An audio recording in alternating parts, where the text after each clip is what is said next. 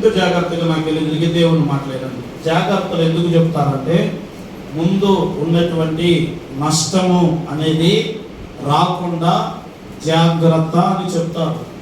తల్లిదండ్రులు పిల్లలకు చెప్తారు, భార్య భర్తకు చెప్తుంది, పిల్లలు తల్లిదండ్రులకు చెప్తారు. ఏమని?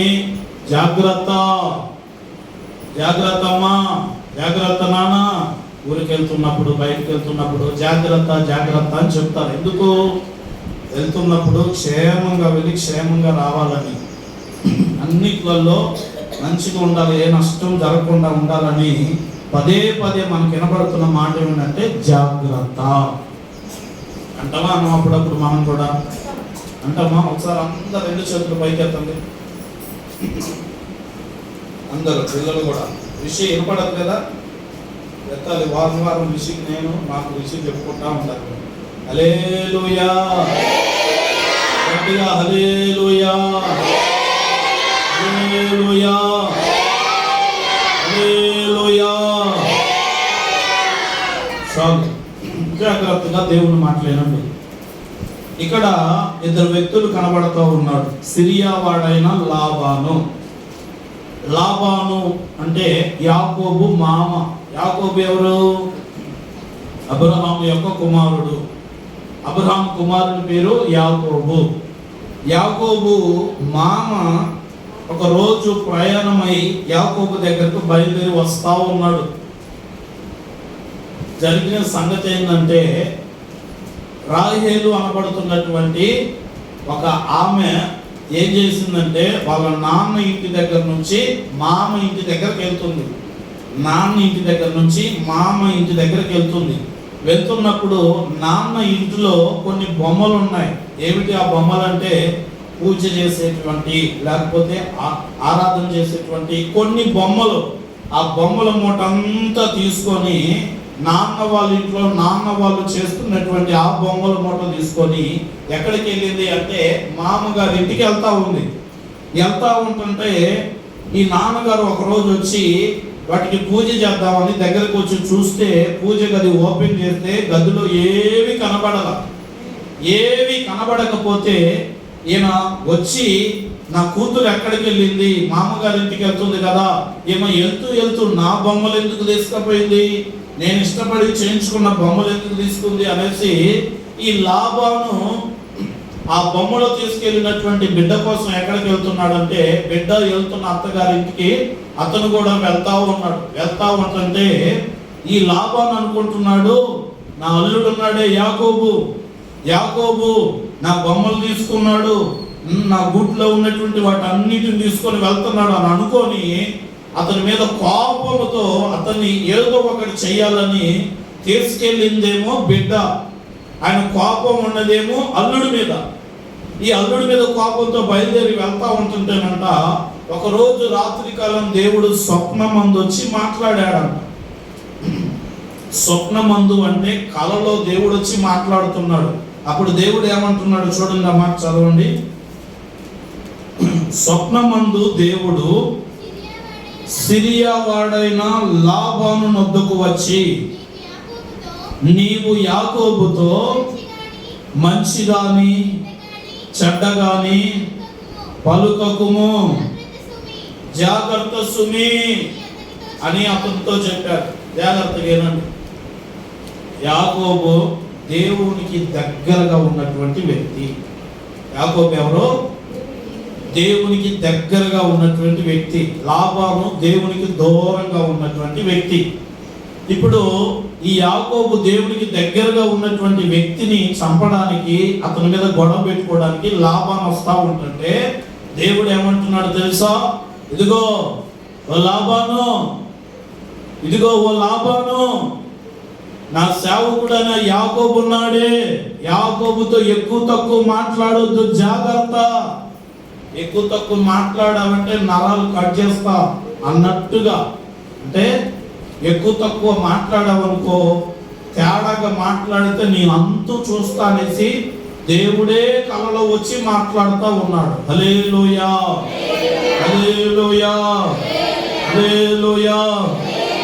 ఇక్కడ మనం అర్థం చేసుకోవాల్సిన మాట ఏమిటంటే దేవునికి దగ్గరగా ఉన్న బిడ్డలు ఎవరైతే ఉంటారో, దేవునికి ఎక్కువగా ప్రార్థన చేసే వాళ్ళు ఎవరైతే ఉంటారో, దేవునికి ఎక్కువగా ఉపవాసాలు ఉండే వాళ్ళు ఎవరైతే ఉంటారో, దేవునికి దగ్గరగా ప్రేమగా ఉండేటువంటి వాళ్ళు ఎవరైతే ఉంటారో వారితో మనము ఎక్కువ తక్కువ మాట్లాడకూడదు. ఆమేన్. హల్లెలూయా, హల్లెలూయా, హల్లెలూయా. ఎక్కువ తక్కువ మాట్లాడకూడదు. దేవునికి దగ్గరగా ఉండే వాళ్ళతో ఎక్కువ తక్కువ మాట్లాడకూడదు. ఎందుకు? దేవుడు వాళ్ళకి దగ్గరగా ఉన్నాడు కాబట్టి. అర్థమవుతుందా? దేవుడు వాళ్ళకి దగ్గరగా ఉన్నాడు కాబట్టి దేవునికి దగ్గరగా ఉన్న బిడ్డలతో మాట్లాడేటప్పుడు జాగ్రత్తగా మాట్లాడాలి. ఎవరు దేవునికి దగ్గరగా ఉన్నవాళ్ళు, బాగా ప్రార్థన చేసుకునే వాళ్ళు ఉన్నారనుకోండి, వాళ్ళతో ఎక్కువ తక్కువ మాట్లాడద్దు, లేనిపోని మాట్లాడద్దు. జాగ్రత్త. మాట్లాడితే ఎవరికి నష్టం? మాట్లాడిన వాళ్ళకే నష్టం. హల్లెలూయా, హల్లెలూయా. యాకోబు మీద పాపంతో వెళ్తుంటే ఈ మాట అన్నాడు లాబానుతో. అసలు దేవుడు ఎవరికి దర్శనం ఇస్తాడు?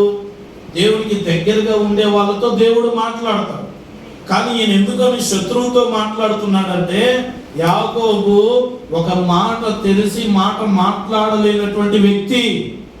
అలాంటి మనసు గాయపడితే, అలాంటి మంచి మనసు బాధపడితే చాలా నష్టం జరిగింది. అందుకనే దేవుడు ముందుగా ఏమని తెలియజేస్తుందంటే, ఇదిగో లాబాను, ఎక్కువ తక్కువ యాకోబుతో మాట్లాడొద్దు, జాగ్రత్త సుమి అన్నాడు. ఆమేన్. హల్లెలూయా, హల్లెలూయా. మనం కూడా ప్రార్థన చేసే వాళ్ళతో ఎక్కువ తక్కువ మాట్లాడొద్దు, జాగ్రత్తగా ఉండాలి. ఎందుకు? ఎక్కువ తక్కువ మాట్లాడితే మనకే నష్టం. ఆ నష్టం జరగకుండా ఉండాలంటే ఎంతవరకు మాట్లాడాలో అంతవరకే మాట్లాడాలి. ఆమేన్. హల్లెలూయా, హల్లెలూయా. ఒక ఆమె మొన్న మాట్లాడుతూ ఉంది, ఫోన్ మాట్లాడుతూ ఉంది. నేను ఫోన్లో చూసా. బాత్రూంలో పోయి బాత్రూంలో మాట్లాడుతూ ఉంది. ఫోన్లో చూశాను. బాత్రూంలో ఫోన్ మాట్లాడుతుంది. సరే అనేసి మళ్ళా రోడ్డు మీదకి వెళ్ళి ఫోన్ మాట్లాడుతుంది. మళ్ళీ రోడ్డు మీద మాట్లాడుతుంది అనుకుంటే మళ్ళీ ఇంట్లోకి వచ్చింది. మళ్ళీ ఇంట్లోకి వచ్చి వంట చేసుకుంటూ మాట్లాడుతూ ఉంది. మళ్ళీ వంట చేసుకుంటూ మాట్లాడుతూ ఉంది అనుకుంటే మళ్ళీ బట్టలు మిషన్లు వేసుకుంటూ మాట్లాడుతూ ఉంది. వారి నాయన, ఈ ఫోన్ వచ్చిన కాడ నుంచి ఈ ఫోన్ వదిలిపెట్టట్లా ప్రజలు. హల్లెలూయా, హల్లెలూయా. ఒకటే నస. చూసే వాళ్ళకి నసే, మాట్లాడే వాళ్ళకి నసే, వినే వాళ్ళకి నసే. అందుకని ఎవరితో ఎక్కువ తక్కువ మాట్లాడద్దు. ఎంతవరకు మాట్లాడాలో అంతవరకే మాట్లాడదు. చెప్పండి అమ్మ గట్టిగా. ఆమేన్. హల్లెలూయా, హల్లెలూయా. ఇవన్నీ నా సొంత మాటలు కాదమ్మో. నా సొంత మాటలు అనుకుంటే నన్ను క్షమించండి. దేవుని వాక్యమే ఉంది. యాకోబుతో ఎక్కువ తక్కువ, మంచి కానీ చెడ్డ కానీ అంటే మన భాషలో మనకు అర్థం కావాలంటే ఎక్కువ తక్కువ మాట్లాడితే చెమట ఒలుస్తా బిడ్డ, జాగ్రత్త దేవుని బిడ్డలతో అని దేవుడు వాక్యంలో మాట్లాడుతుండన్నమాట. ఆమేన్. హల్లెలూయా, హల్లెలూయా. మనం కూడా మన తల్లిదండ్రులతో ఎంతవరకు మాట్లాడాలో అంతవరకే మాట్లాడాలి. మన పిల్లలతో ఎంతవరకు మాట్లాడాలో అంతవరకే మాట్లాడాలి. మన బంధువులతో ఎంతవరకు మాట్లాడాలో అంతవరకే మాట్లాడాలి. ఎక్కువ తక్కువ మాట్లాడితే మనకి నష్టమే, ఎదుటోళ్ళకి నష్టమే. ఆమేన్. హల్లెలూయా. నన్ను ఎప్పుడన్నా చూసారమ్మా ఎక్కువ సోది పెట్టడం? నాలో ఎప్పుడన్నా చూసారా? నేను ఎప్పుడన్నా ఎక్కువ గంటలు మాట్లాడుతున్నాను ఎప్పుడన్నా చూసారా? మీతో అమ్మ నేను మాట్లాడిన ఎప్పుడన్నా? నిజం చెప్పండి. గంటల తరబడి మాట్లాడలేదు. ఎందుకు? నాకు బైబిల్ తెలుసు కాబట్టి. మీకు తెలియదు కాబట్టి మీరు ఇంకా రాగాలు తీస్తూ ఉంటారు ఫోన్ పెట్టుకుని ఇట్లా. హల్లెలూయా, హల్లెలూయా. అందుకనే దేవుని వాక్యం ప్రకారం నడుచుకోవాలి. ఎలా పడితే అలా చేయకూడదు. దేవునికి మహిమ కలుగును గాక. రెండవ జాగ్రత్త తీయండి. 2 పేతురుకు రాసిన పత్రిక, 2 పేతురు రాసిన పత్రిక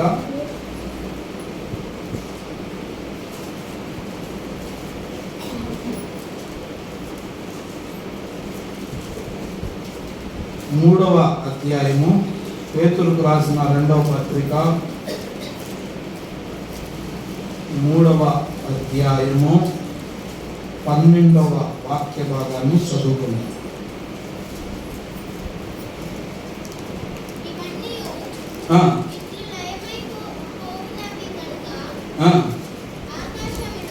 ఆకాశములు మంటలాగా రగులుకొని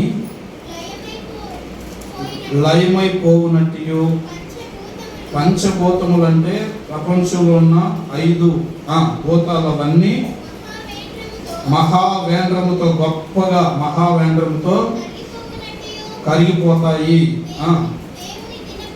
దేవుని దినపు రాకడ కొరకు కనిపెట్టుచు దానిని ఆశతో అపేక్షించుచు మీరు పరిశుద్ధమైన ప్రవర్తనతోను భక్తితోను ఎంతో ఎంతో ఎంతో జాగ్రత్త గలవారై ఉండవలెను. నాతో పాటు అందరు కలిసి చెప్పండి. దేవుని దినపు రాకడ కొరకు కనిపెట్టుకొనుచు. దేవుని దినపు రాకడ అంటే దేవుని రాకడ కొరకు ఏం చేయాలి? ఇదిగో చూడండి, కనిపెట్టడం అంటే ఇలానే చూస్తూ ఉండాలి.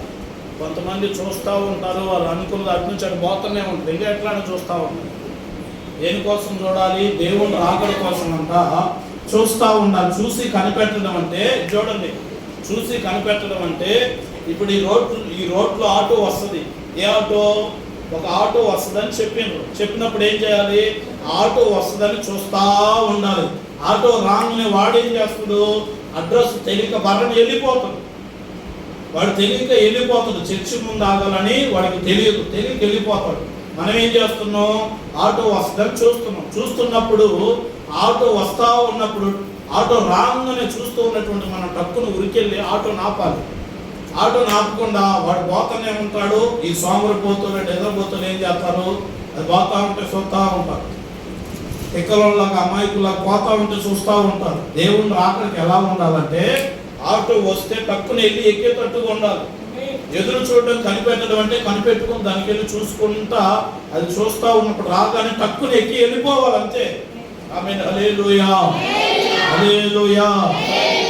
ఫ్లైట్ 5 గంటలకు ఉందనుకోండి, జాగ్రత్తగా దానికోసం ముందే వెళ్ళి కనిపెట్టి 5 గంటలకు ఫ్లైట్ ఉంటే సమయానికి వెళ్ళి కూర్చొని ఫ్లైట్ వెళ్ళే టైం కల్లా అది ఎక్కిపోవాలి అంతే. ఇంకా దేవుని రాకడ కూడా అలాగే ఉంటుంది. మనం అజాగ్రత్తగా ఉంటే దేవుని రాకడికి ఎత్తబడలేము. ఇక్కడ దేవుడు ఏమంటున్నాడంటే ఆ మాట, దేవుని దినపు రాకడ కొరకు కనిపెట్టుచు దానిని ఆశతో అపేక్షించుతూ మీరు పరిశుద్ధమైన ప్రవర్తనతోను భక్తితోను ఎంతో జాగ్రత్త గలవారై ఉండవలెను. దేవుని రాకడ కొరకు రెండవది మనం జాగ్రత్తగా ఉండాలి. ఎంత జాగ్రత్తగా ఉండాలి అంటే ఆశతో చూడాలి. ఒకటి కనిపెడతా ఉండాలి. దేవుని రాకడ కొరకు కనిపెట్టాలి, ఆశతో చూస్తూ ఉండాలి. చూస్తూ ఎలా ఉండాలంటే ఈ లోకంలో మొట్టమొదటిది పరిశుద్ధమైన ప్రవర్తన. అమ్మ చెప్పండి, అయ్యలారా చెప్పండి. టైం అయిపోయింది, చెప్పండి గట్టిగా. పరిశుద్ధమైన ప్రవర్తన. పరిశుద్ధమైన ప్రవర్తన ఎట్లా ఉంటుందో చెప్పండి నాకు ఒకసారి. పరిశుద్ధమైన ప్రవర్తన ఎలా ఉంటుంది? సరే, అల్లరి ప్రవర్తన తెలుసా మీకు? అల్లరి ప్రవర్తన, గొడవ ప్రవర్తన, తాగుబోతుల ప్రవర్తన ఎట్లా ఉంటుంది? వాళ్ళ ప్రవర్తన ఎట్లా పడితే అట్లా మాట్లాడుతూ ఉంటారు. అల్లరి చేసే వాళ్ళు అల్లరిగా చేస్తూ ఉంటారు. వాళ్ళ ప్రవర్తన ఏమిటంటే అల్లరి ప్రవర్తన. తాగుబోతుల ప్రవర్తన అంటే తాగి నాన్న బూతులు తిట్టుకుంటారు, అది వాళ్ళ ప్రవర్తన. పరిశుద్ధమైన ప్రవర్తన అంటే పరిశుద్ధంగా ఉండడం. పరిశుద్ధంగా ఉండే వాళ్ళు ఎలా ఉంటారు? అన్ని విషయాల్లో చాలా జాగ్రత్తగా. భక్తి అన్నప్పుడు నిప్పుల మీద నడకలాంటిది. నిప్పుల మీద నడుస్తున్నప్పుడు నడిచేటప్పుడు కాళ్ళు జాగ్రత్తగా పెట్టి నడిస్తే త్వరగా వెళ్ళిపోతాం. నడిచేటప్పుడు కాళ్ళు వంకర పెట్టి నడిస్తే కింద పడితే ఈ పంతా కాలిపోతుంది. ఆమెన్. హల్లెలూయా, హల్లెలూయా. మన ప్రవర్తన అంట పరిశుద్ధమైన ప్రవర్తనగా ఉండాలి. రెండవది ఎలా ఉండాలంటే భక్తితో. భక్తితో. భక్తి అంటే ఎంతమందికి తెలుసు? అమ్మ, భక్తి అంటే తెలుసా? భక్తి. హల్లెలూయా. భక్తి అంటే నేను చిన్నప్పుడు ఉదయాన్నే 5ంటికి లేచినప్పుడు మా అమ్మ గంధంతో ఇంత బొట్టు పెట్టేది. గంధంతో పొద్దున్నే బొట్టు పెట్టి లేగానే పాటలు పెట్టుకుంటాను. మా దేవత ఉంది, మా కుల దేవత, మాంకాళి దేవత. అదే ఆ పాటలు ఎట్లుంటాయో తెలుసా? ఇంకేం లేదు, ఆ పాటలు పెడితే వేగత్తమే ఉంటుంది. తెలుసు కదా, అంత ఘోరంగా ఉంటాయి ఆ పాటలు. పొద్దున్నే బొట్టు పెట్టేది మా అమ్మ. ఆ పాటలు పెట్టుకొని పొద్దున్నే లేచి ఆమెకు ప్రార్థన చేసి, అమ్మా కరుణించమ్మా, తల్లి దీవించమ్మా అని దండం పెట్టుకొని బొట్టు పెట్టుకొని పెద్ద భక్తి కలిగిన లాగుండేవాడిని పొద్దున్న. నేను అట్లా చేసుకున్నానండి. నేను తక్కువనే కాదు, నేను అట్లా చేసినాను కాబట్టే దేవుడు నన్ను దర్శించింది కాబట్టి ఎట్లా వచ్చినాడు. దాన్ని ఏమంటారు? ఆ భక్తి వేరు. మరి దేవుని భక్తి ఏంటిది? భక్తి అంటే ఏంటిది? భక్తి అంటే ప్రార్థన చేయడం. నిజమైన భక్తి అంటే బైబిల్లో రాయబడి ఉంది. నిజమైన భక్తి అనగా విధవరాంగులను, దిక్కులేని వారిని ఇలా పరామర్శించడం, బాగలేని వాళ్ళని ప్రేమించడం, ఆదరణ లేని వారికి ఆదరణ ఇవ్వడం, ఇది భక్తి. ఇప్పుడు ఇక్కడ రాయబడిన భక్తి ఏమిటంటే ప్రార్థన. ఆమేన్. హల్లెలూయా, హల్లెలూయా. ఎన్నిసార్లు వింటున్నాం ప్రార్థన చేయాలి, ప్రార్థన చేయాలి అని. ప్రతి ప్రార్థన కూటంలో ప్రార్థన చేయాలి అని విన్నాం. ప్రార్థన చేసినాం. ఈరోజు ప్రార్థన చేసిన అన్న చేతిలో చూపించాను. ఈరోజు నేను ప్రార్థన చేసినాను అన్నాను. కొంతమంది చేయలేదు. ఎందుకు చేయలేదు అంటే మనం వినటానికి పెద్ద చెవులు పెట్టుకొని వింటాం, కానీ అది అక్కడి నుంచి అటే పోద్ది, మళ్ళా లోపలికి రాదు. హల్లెలూయా, హల్లెలూయా, హల్లెలూయా.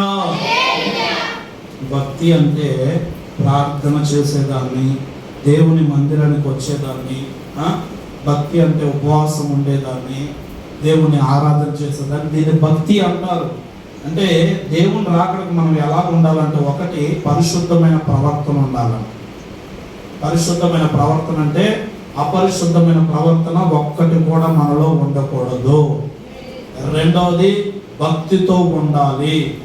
ఈ యొక్క పరిశుద్ధమైన ప్రవర్తన కలిగి, భక్తి కలిగి ఎంతో జాగ్రత్తగా ఉండాలి. అమ్మ, ఎంత జాగ్రత్తగా ఉండాలి? గట్టిగా చెప్పండి, కొంతమంది ఇక చెప్పట్లేదు. ఎంతో జాగ్రత్తగా అంటే ఎంత? ఎంతో జాగ్రత్తగా అంటే ఎంత? ఎంతో అంటే ఎంతో, అంతే. ఇంత ఇంత అంత లేదు. జాగ్రత్తగా ఎలా ఉండాలి? మనం దేవుని బిడ్డలం ఎంతో జాగ్రత్తగా ఉండాలి. ప్రతి విషయంలో దేవుని బిడ్డలు చాలా అంటే చాలా జాగ్రత్తగా ఉండాలి. అర్థమవుతుందా? హల్లెలూయా.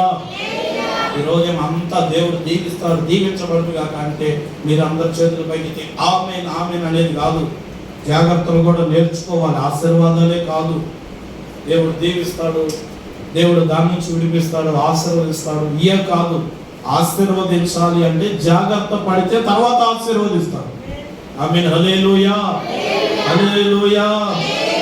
మందిరానికి వస్తా దేవుడు ఆశీర్వదిస్తాడు అనుకోని వారమంతా లోకంలో కలిసి, లోకంలో మునిగిపోయి చేయాల్సినవన్నీ చేసి ఆదివారం రోజు పెద్ద భక్తుల్లాగా వచ్చి దేవుడు ఆశీర్వదిస్తాడంటే అది నీ భ్రమ. అది భ్రమ. నువ్వు మంచిగా బతికితే కదా దేవుడు నిన్ను ఆశీర్వదించేది. జాగ్రత్తగా ఉంటే కదా దేవుడు ఆశీర్వదించేది. నువ్వు జాగ్రత్త లేకుండా, మంచిగా లేకుండా, మంచి ప్రవర్తన లేకుండా, నీలో భక్తి లేకుండా, పరిశుద్ధత లేకుండా, విశ్వాసము లేకుండా దేవుడు ఆశీర్వదిస్తాడు అంటే అది నీ భ్రమ. సాతాను అదే భ్రమలో నడిపిస్తూనే ఉంటాడు. నష్టాలు జరుగుతూనే ఉంటాయి, నడిపిస్తూనే ఉంటాడు. అది కాదు. భ్రమగా బతకొద్దు, భ్రమలో ఉండొద్దు.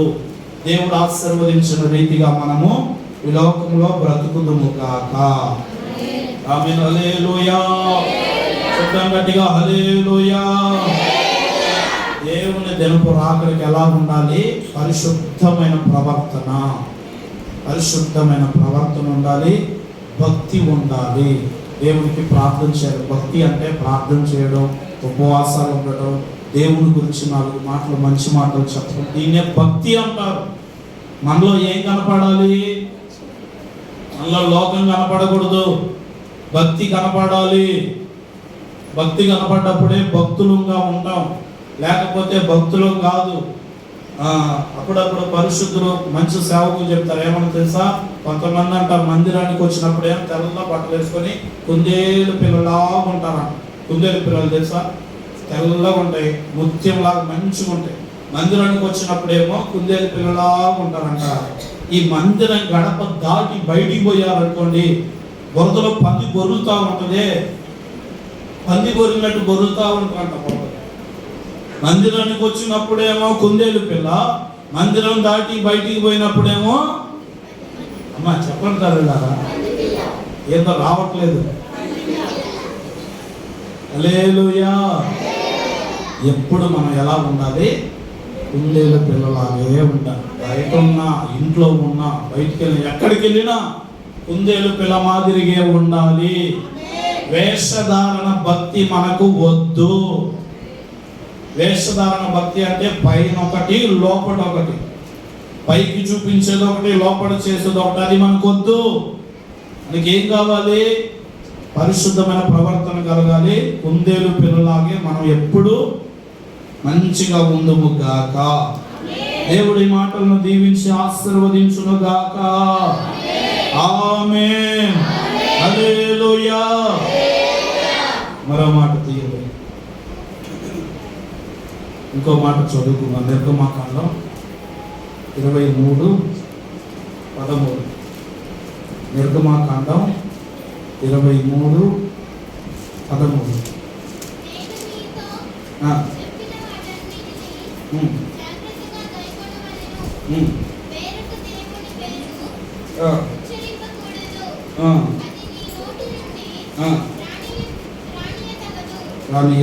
నాతో పాటు అందరూ కలిసి నేను చెప్పినట్టు చెప్పండి. పిల్లలు కూడా చెప్పాలి, పిల్లలు పెద్దలు అందరూ చెప్పాలి.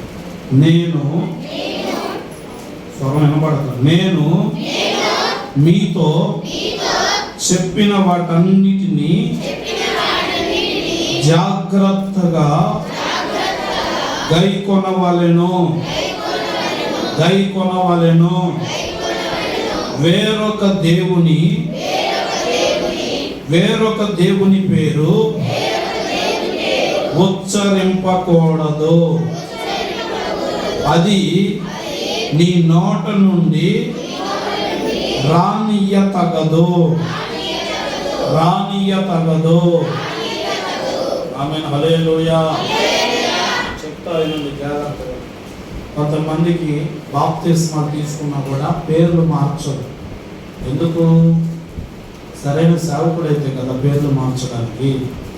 సరైన సేవకుడైతే ఏం చేస్తారు? బైబిల్ తెలిసిన వాళ్ళు, బైబిల్ జ్ఞానం కలిగిన వాళ్ళు ఏం చేస్తారంటే బాప్తిస్మం ఇచ్చేటప్పుడు పేరు మారుస్తారా? మారరా? మార్చాలి. పేరు మార్చడం అంటే దేవుని పేరే ఉందనుకోండి, అదే పేరు ఉంచవచ్చు, తప్పులేదు. పెంటమ్మ, సుబ్బమ్మ ఇలాంటి పేర్లు ఉన్నాయనుకోండి, బాప్తిస్మం తీసుకున్నా కూడా మరలా అదే పెంటమ్మ, సుబ్బమ్మ పేరు ఉందనుకోండి, ఆయన సరైన పాస్టర్ కాదు. గుర్తుపెట్టుకోండి. మాటలు నేను చెప్తున్న మాటలు కాదు, దేవుడు పలికిచ్చే మాటలు. దేవుడు నాకు ఇది ఇచ్చాడు ఆధారం, దీని ద్వారానే నీ గురించి నా గురించి తీర్పు తీరుస్తాడు దేవుడు. రేపు దేవుని దగ్గరికి వెళ్ళిన తర్వాత ఫలానా నా కుమారుడు అకుల బైబిల్ దీనాయన, నువ్వు బైబిల్లో ఏ వాక్యం చెప్పావు, నువ్వు ఎలా బతికావు ఇంకా అంటాడు. నా గురించి వీడియో మొత్తం చూపిస్తాడు. ఇది ఉందే ఫ్లెక్సీ, ఇంత పెద్ద టీవీ పెట్టి నా గురించి మొత్తం చూపిస్తాడు. అప్పుడు ఏమైపోద్ది? మీరు ఎట్లయితే దీనికి వెళ్ళి చూస్తున్నారో అలాగే మీలాగా కోట్ల మంది ప్రజలు నా బొమ్మ, నా వీడియో ఇలా పడతా ఉంటుంటే దేవుడు చూపిస్తూ ఉంటాడు. అప్పుడు నేను చేసిన పాప పనులన్నీ దీని మీద కనపడతా ఉంటుంటే మీరందరూ ఏమనుకుంటారు? పాస్టర్ గారేమో ఇలా వాక్యం చెప్పుకుంటే మంచిగా ఉన్నాడు, ఇలా చేసే పనులు ఎట్లా ఉన్నాయి అనేసి జనాలందరూ చూస్తారు. చూస్తారా? చూడరా?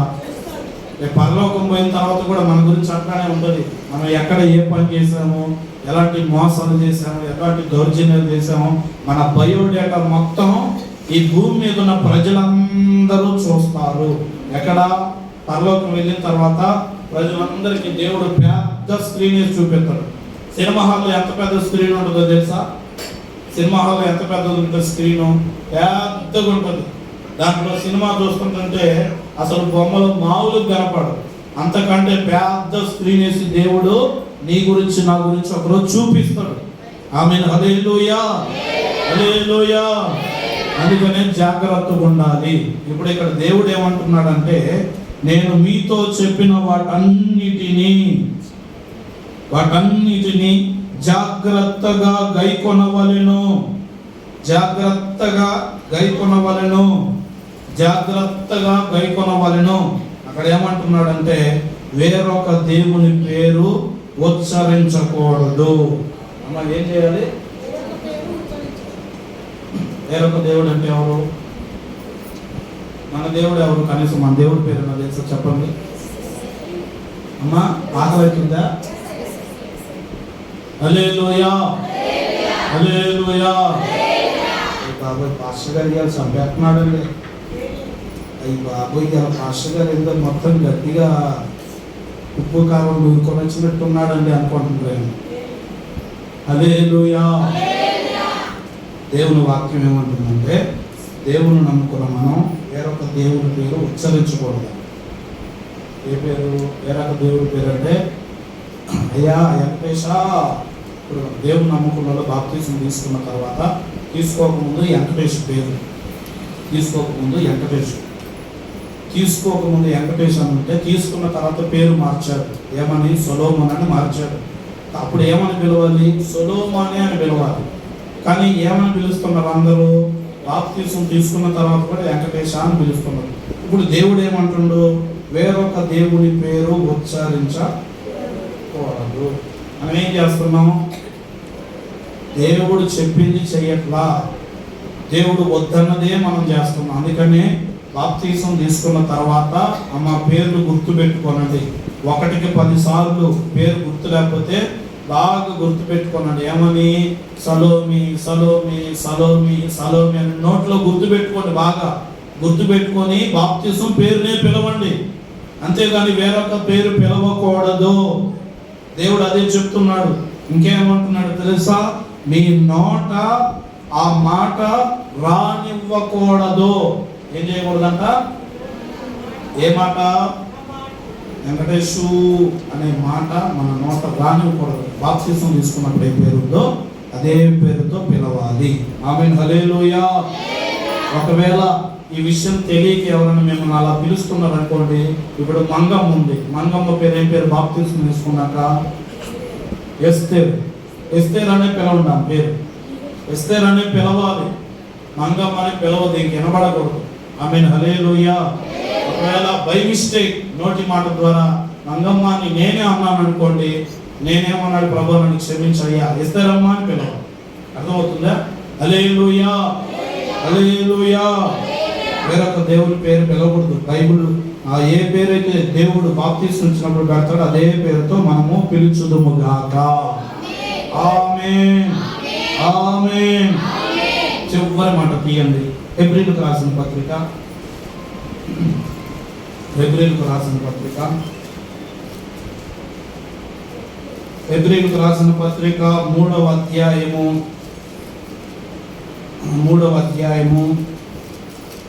12వ వాక్య భాగం. సహోదరులారా, జీవము గల దేవుణ్ణి విడిచిపోవునట్టి విశ్వాసము లేని దుష్ట హృదయము మీలో ఎవని యందైనను ఒకవేళ ఉండునేమో అని జాగ్రత్తగా చూచుకోండి. మూడవది జాగ్రత్తగా చూసుకోవాల్సింది ఏమిటి అంటే, జీవము గల దేవుణ్ణి విడిచిపెట్టి పోవునట్టి దుష్ట హృదయం. జీవం కలిగిన దేవుణ్ణి విడిచిపెట్టిపోయే దుష్ట హృదయం అంటే దేవుడు ఎవరు అంటే జీవం కలిగిన వాడు. ఇప్పుడు జీవం కలిగిన దేవుణ్ణి విడిచిపెట్టి పోవడానికి గల కారణం ఏమిటంటే దుష్ట హృదయం. చెప్పండి గట్టిగా, దుష్ట హృదయం. ఏంటి దుష్ట హృదయం అంటే? దుష్ట ఆలోచనలు, దుష్ట మనస్సు, దీన్ని ఏమంటారు? దుష్ట హృదయం. దుష్ట హృదయం వస్తేనంట దేవుని మందిరాన్ని విడిచిపెట్టి పోతారంట. దుష్ట హృదయం ఏమిటా? దుష్ట హృదయం అంటే పాస్టర్ గారు మనల్ని అన్నారు అన్నప్పుడు దేవుడు మనతో మాట్లాడాలని అనుకుంటే మంచిదే, కానీ నన్నే అనాలని అనుకుంటే దుష్ట హృదయం నీలో చెలరేగుతుంది. జాగ్రత్త, జాగ్రత్త. దేవుని విడిచిపెట్టి పోవు దుష్ట హృదయము మీలో అంటే ఇక్కడ ఉన్నటువంటి వారిలో ఎంతమందిలో దేవుని విడిచిపెట్టి పోవాలని అనుకుంటున్నారో, ఎంతమంది దేవుని మందిరాన్ని విడిచిపెట్టి పోవాలని అనుకుంటున్నారో, అలాంటి హృదయం ఒకవేళ మీలో ఉందేమో జాగ్రత్తగా చూసుకోనండి, జాగ్రత్తగా చూసుకోనండి. దేవుని మందిరాన్ని విడిచిపెట్టిపోతే ఆశీర్వాదం ఉండదు. దేవుని మందిరాన్ని కనిపెట్టుకొని కాచుకొని ఉంటే ఆశీర్వాదం. దేవుని మందిరానికి సమీపంగా ఉంటే ఆశీర్వాదం. దేవుని సేవకులకు దగ్గరగా ఉంటే ఆశీర్వాదం. దేవుని సన్నిధికి ఎక్కువగా వస్తూ పోతూ ఉంటే ఆశీర్వాదం. దేవుని మందిరానికి వస్తే ఆశీర్వాదం. దేవుని మందిరంలో ఉంటే ఆశీర్వాదం. దేవుని మందిరానికి హన్నా వచ్చి గర్భఫలాన్ని పొందుకుంది. దేవుని మందిరానికి దావీదు వచ్చి రాజుగా మార్చబడ్డాడు. దేవుని మందిరానికి ఎంతో మంది వచ్చి బాగుపడినటువంటి వారు ఉన్నారు. కనుక దేవుని మందిరానికి రావడం అనేది ఆశీర్వాదకరం.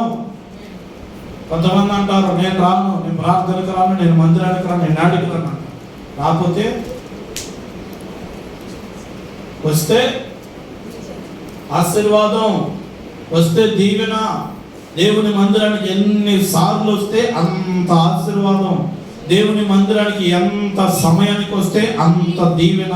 దేవుని మందిరానికి ఎంత పరిశుద్ధంగా వస్తే అంత ఆశీర్వాదం కలిగింది. ఆశీర్వాదాన్ని కోల్పోబాకండి. అందుకనే దేవుని మందిరాన్ని విడిచిపెట్టి పోవు దుష్ట హృదయము ఒకవేళ మీలో ఉందేమో చూసుకోనండి. మనలో ఏ హృదయం ఉండకూడదు అంటే దేవుని మందిరానికి దూరం అయిపోతున్నాము అనే హృదయం ఉండకూడదు. దేవుని ప్రార్థనలకు దూరం అయిపోతున్నాము అనే మనసు ఉండకూడదు.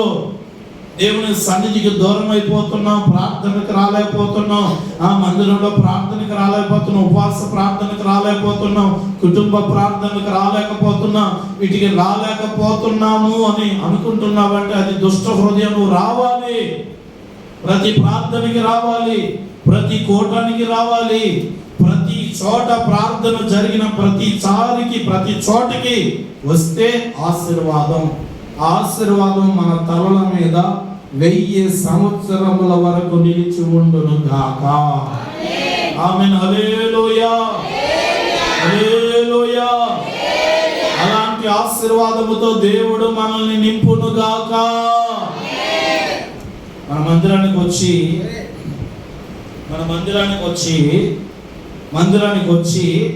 మందిరానికి రాకుండా ఆగిపోయిన వాళ్ళని మీరు చూడండి. మందిరానికి వచ్చి రాకుండా ఆగిపోయిన వాళ్ళని చూడండి. కొన్ని రోజుల తర్వాత వాళ్ళ పరిస్థితులు ఎలా ఉంటాయో మీకు అర్థమైపోతుంది. ఆమేన్. హల్లెలూయా. కనుక దేవుని సన్నిధికి మనం అందరము వచ్చుదుము గాక. దేవుని మందిరంలో జాగ్రత్తగా మంచి ప్రవర్తనతో భక్తితో నివసించుదుము గాక. దేవుడి మాటలను మన వినికిడిలో స్థిరపరచి బలపరచును గాక. అందరూ కళ్ళు మూసుకోనండి, ప్రార్థన చేసుకుందాం. మోకరించండి, అందరూ ఒకసారి మోకరించండి. అందరూ మోకరించండి, ప్రార్థన చేసుకుందాం. మోకరించండి, ప్రార్థన చేసుకుందాం. కళ్ళు మూసుకుందాం. అందరూ కళ్ళు మూసుకొని మోకరించి చివరి ప్రార్థన.